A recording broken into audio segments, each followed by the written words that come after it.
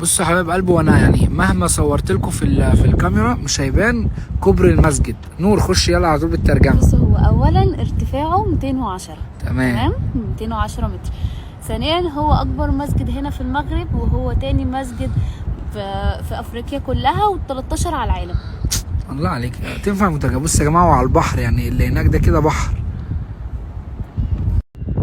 بصوا يا حبايب قلبي، الدعوة دي لأي حد بيشوف الستوري دي، ربنا يفرح قلبك ويبسطك وما يجعلش ولا يوم في حياتك أبدا وحش.